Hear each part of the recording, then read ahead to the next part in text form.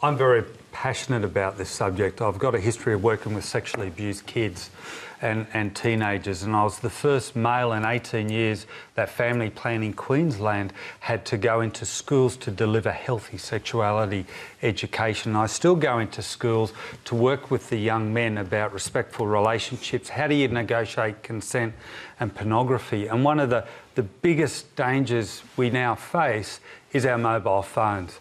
That 12-year-olds with internet connectivity can type in Google Pictures.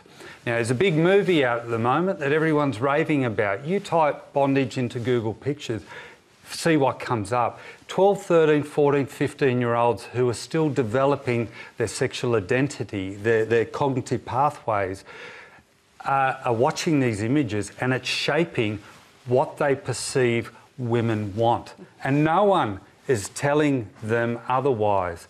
Where are the parents? Where are the fathers? When I worked with family planning, the organisation was very big about parents sitting down and using educational opportunities like the movie that's out at the moment, 50 Shades, and use that as a learning and teaching opportunity for healthy relationships.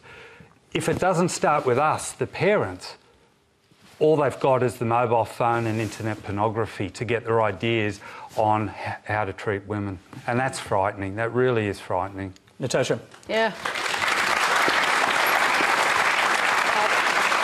I'll start with that last point. 50 Shades of Grey has done us no favours, I can tell you that. And that's just not only a literature review, just quietly.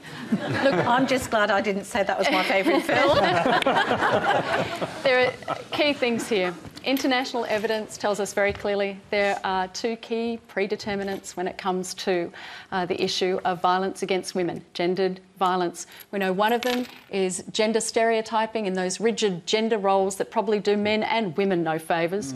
And secondly, inequality. The economic, social, political inequality that exists in our societies.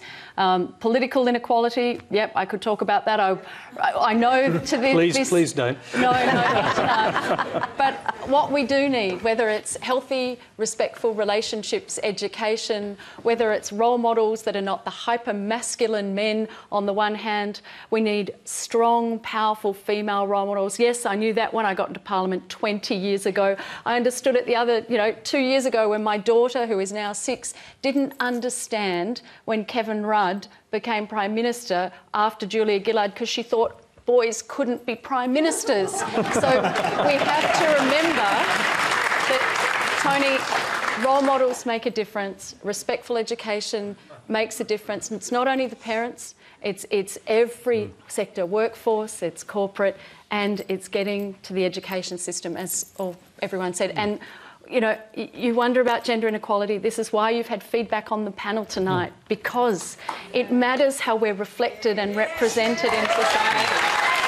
So that's why, we get upset about being in the minority. Can I just quickly, very briefly. When I go into schools and I say to the young year 11 and 12 boys, a man needs to be what? And then I brainstorm the answers. A man needs to be tough, and a man needs to be strong, a man needs to be provider. You can't show feelings, and you have to be in control. And I have a different version. A man can be flexible. That's a rigid stereotype. And I help them understand that a man can feel pain, a man can take responsibility, a man can cry, and that's still a very manly thing to do. And we need to look at the messages that we get from the media, from our own modelling, from our own parenting, and start to do that generational change. And of course, simply make the point that when we're having a discussion like this, it is very good to hear from men, because they are a key part of the problem, and that's why we're doing this.